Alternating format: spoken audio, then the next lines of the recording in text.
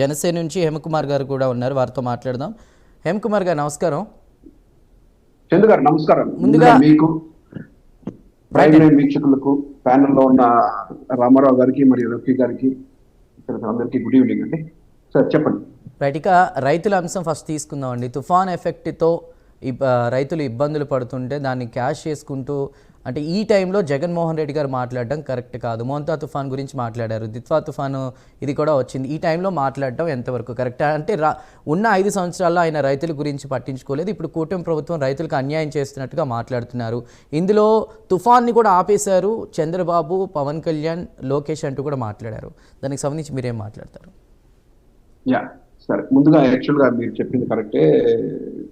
రైతుల గురించి నమ్మకం, అంటే రైతుల మీద ప్రేమ ఆప్యాయతలు ఉన్నాయంటే నిజంగా జగన్మోహన్ రెడ్డి గారు అది చాలా హాస్యాస్పదమైన వాక్య. నేను యాక్చువల్గా ఈరోజు చాలా బిజీగా ఉన్నాం.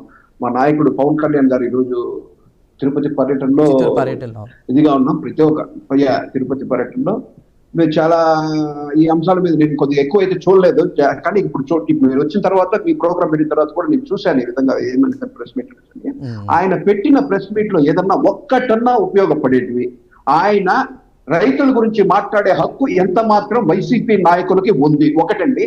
రెండోది ఏంటంటే, ఏదైతే వర్షం వరదల్లో రైతులు పంటలు నష్టపోతే పెద్ద సినిమా సెట్ వేసుకునేసి కారు ఎత్తుకొచ్చి నేరుగా సెట్ కాడికి దిగి ఆ నుంచి ఆ సెట్ లో, అంటే రైతు పొలాల మీద ఏ మాత్రం మీకున్న చిత్తశుద్ధి, ఆ రైతు పండించే ఏదైతే ఇది ఉందో బియ్యం ధాన్యం ఉన్నదో దాని మీద కాదు, అవన్నీ తీసేసి ఆయన సెట్ వేసుకుని ఆడొచ్చి పరామర్శ ఇవ్వడం. అలాంటి పరామర్శ అవసరం, ఆయన రాకుండా ఉంటే అవన్నీ ఇంకా కొద్దిగా మిగిలేటివి. అదొకటండి. అదే విధంగా ఈ రోజు మేము కూటమి ప్రభుత్వం వచ్చిన కాడి నుంచి ప్రజల్లో చంద్రబాబు నాయుడు గారు కావచ్చు, లోకేష్ గారు కావచ్చు, పవన్ కళ్యాణ్ గారు కావచ్చు, ఎప్పటికప్పుడు ఎక్కడ ఈ రోజు దిత్వా తుఫాన్లో ఎక్కడెక్కడ ప్రజలు ఏదేది ఇబ్బందులు, మేమందరూ కూడా వర్షంలో తడుస్తూ ఈ రోజు కూడా మొత్తం అదే దీని మీదనే ప్రోగ్రాం మీదనే ఉన్నాము. ఎక్కడెక్కడ గూడూరు, నెల్లూరు ఈ పక్క ప్రాంతాల్లో కూడా ప్రజలు చాలా ఇబ్బందులు పడతారు. లోతట్టు ప్రాంతాలు ఎక్కడెక్కడ మునుగుతారని చెప్పి మేము ప్రజా సమస్యల మీద పోవడానికే నేను ఈ రోజు ఎక్కువ ఈ వరదల్లో మేము ఉన్నామండి. యలహంక ప్యాలెస్ నుంచి ఈయనకి ఏమాత్రం ప్రేమ ఉంటే, యలహంక ఏంట్రా రాష్ట్రంలో వరదలు వస్తున్నాయి, వరదల్లో కనీసం మనం గతంలో ముఖ్యమంత్రిగా చేశాం, ప్రజల్ని ఎప్పటికప్పుడు ఆదుకోవాలా, ఎక్కడ పరిస్థితి ఏం జరుగుతుందో చూసుకోవాలా, కనీసం మన నాయకుల్లో మన కార్యవర్గాన్ని పంపించి ఎక్కడ ఏం జరుగుతుందో మీరు కూడా కొద్దిగా ఆదరగా ఉండండి ప్రజలకి అనేసి అనే అంశం మీద ఎక్కడ లేదండి. ఆయన యలహంక ప్యాలెస్ నుంచి వస్తానే ఇందాక మా రఫీ గారు చెప్పినట్టు స్క్రిప్ట్ రాసిచ్చారు, వచ్చినాడు, గవర్నమెంట్ చదివినాడు, అయిపోయింది, వెళ్ళిపోయి మళ్ళా ప్యాలెస్ లోకి వెళ్ళిపోయాడు. తాడేపల్లి ప్యాలెస్ ఉంటే తాడేపల్లి ప్యాలెస్, లేదంటే యలహంక ప్యాలెస్. కాకపోతే మనము హైదరాబాద్ లోటస్ ప్యాలెస్, ఇంకొక ప్యాలెస్ పరిస్థితి ఇదొకటి. రెండోసారి పరకామణి ఇష్యూ వచ్చినప్పుడు నాకు చాలా హాస్యాస్పదం ఇచ్చిందండి. వాళ్ళ దగ్గర అతను $9 ఏదో 9 కాగితాలు $9 తీసుకున్నాడు కదా, అది 70,000 ఎంత అవుతుంది కదా, దానికి ఎంత పెద్ద రాద్ధాంతం అని తెలుస్తుంది అన్నాడండి. ఆయన దగ్గర నుంచి దాదాపు 14 కోట్లు విలువ చేసే ఆస్తులుంటే అతను పరకామణిలో ఎందుకు పనిచేస్తాడు? ఒకటో క్వశ్చన్ అండి నాది, ఒకటో క్వశ్చన్. 14 కోట్లు విలువ చేసే ఆస్తులు అతని దగ్గర నుంచి మేము రికవర్ చేశామని సరే, ఈ స్కామ్ జరిగింది అని సరే, ఒక తప్పు తిరుమల కొండ పైన లడ్డూలు బ్లాక్ లో అమ్మితే వాడిని హేమకుమార్ గారు రికవరీ చేయడం కాదు, వారి కుటుంబ సభ్యులు ప్రాయశ్చిత్తంగా కూడా శ్రీవారికి ఇచ్చారని చెప్పారు. ఆయన ప్రాయశ్చిత్తం కాదు సార్, అది చెప్పుకోవచ్చు, కానీ అది రికవర్ చేసింది. ఉండండి ప్లీజ్, నేను ఇక్కడ స్థానికుడిని చెప్తాను. అతను తిరుపతిలో ఏ విధంగా తిరిగాడు, పరకామణిలో డ్యూటీ చేసే వ్యక్తికే Benz car, BMW car, Volvo car, ఇతని లగ్జరీస్, ఇతను పోయే hotels, star hotels, Taj hotel, Grand Ridge, ఇలాంటి చోట్ల పోయేసి ఇతని ఎంజాయ్మెంట్ లీవ్. ఇతని హైదరాబాద్కి వెళ్ళాడంటే ఇతని ఏ విధంగా ఇతని జీవితం గడుపుతాడు. ఇప్పుడైతే దీంట్లో ఏది పరకామణి, అది కూడా ఒక ట్రస్ట్ లో పనిచేసే, మఠంలో పనిచేసే వ్యక్తి, ఇంత లగ్జరీస్, 14 కోట్లు అతను, అంటే అతను ఏదో పశ్చాత్తాపడి ఇచ్చేసాడు. వీళ్ళు చెప్పిన భాషలో చెప్తాం, పశ్చాత్తాపడి ఇచ్చేసాడు. 14 కోట్లు ఇవ్వగలిగే తోడు పరకామణిలో పనిచేస్తాడండి. మన ఎగ్జాంపుల్ చెప్తాం, పరకామణిలో మా అంటే అది టైం స్కేల్ మీదనే డ్యూటీ చేసేది. అదే పెద్ద పర్మనెంట్ ఉద్యోగం కూడా కాదు అతనికి. టైం స్కేల్ మీద చేసే అతనికి 15,000 20,000 మహా అంటే నెలకి 40,000 రూపాయలు వేసుకుంటే సంవత్సరానికి ఎంత అవుతుందంటే 4,80,000 రూపాయలు అవుతుందండి. ఇతను ఏ రూపంలో 14 కోట్లు టీటీడీకి తిరిగి చెల్లించాడనేది నాకు కావాలండి. ఇది గతంలో కూడా జరిగిన రూమరు. 500 కోట్ల స్కామ్ జరిగితే దాంట్లో టీటీడీకి ఎంతో కొంత 100 కోట్లు ఎంతో చెల్లించి మిగిలినది మొత్తం వీళ్ళు దోచేశారు, వీళ్ళు సపరేట్ గా రాసుకున్నారు అనేది నినాదాలు జరుగుతుంది. కోర్టు పరిధిలో ఉంది. ఈ రోజు విచారణ జరుగుతుంది. ఏ విధంగా ఎక్కడెక్కడ న్యాయాలు ఏం జరిగినాయో ప్రతి ఒక్కటే. అంటే ఈయన ఏమన్నాడంటే అండి, మా హయాంలో మేము పట్టుకుంటే మీరు మమ్మల్ని మెచ్చుకోవాల్సింది పోయి మాకేదో సన్మానం చేయాల్సింది పోయి మీరు మమ్మల్ని దోషులు చేస్తారా అంటే ఎంతవరకు కరెక్ట్? ఇది కరెక్ట్ అయిన మాటే కాదు. ఇక్కడ నేను స్థానికుడుగా ఉన్నాను కాబట్టి తిరుపతి ఇష్యూ మీద నేను ఖచ్చితంగా హేమకుమార్ గారు మీరు స్థానికుడు కాబట్టి ప్రజలకు కూడా వాస్తవాలు తెలియాలి కాబట్టి ఒక 2 ప్రశ్నలు. ఈ పరకామణిలో ఆ వ్యక్తి ఎవరైతే దొంగ పట్టుబడ్డాడో అతను ఎప్పటి నుంచో ఉన్నాడు, వైఎస్ఆర్సీపీ ప్రభుత్వంలోనే కాదు. అది కాకుండా చాలా చోట్ల కూడా ఇలాంటివి జరిగాయి. బట్ ఇది హైలైట్ చేశారన్నట్టుగా కూడా జగన్మోహన్ రెడ్డి మాట్లాడారు.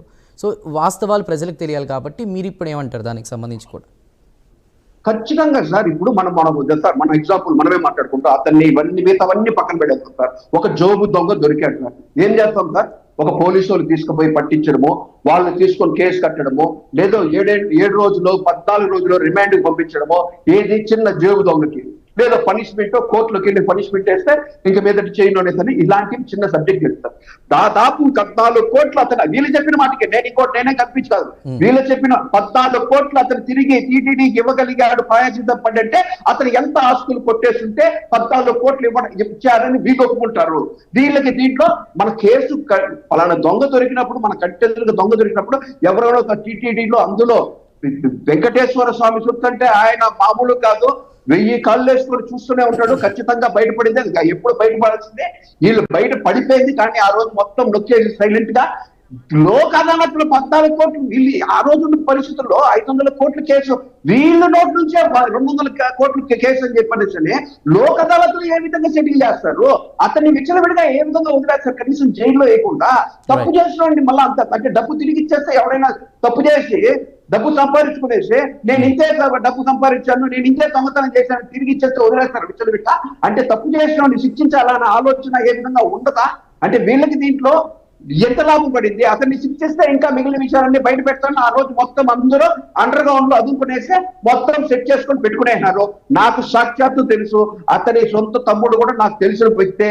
ఇవన్నీ కూడా నాకు తెలిసిన విషయాలే. వాళ్ళు ఏ విధంగా కూడా విలాసవంత జీవితం గడుపుతున్నారనే విషయం కూడా నాకు తెలుసు.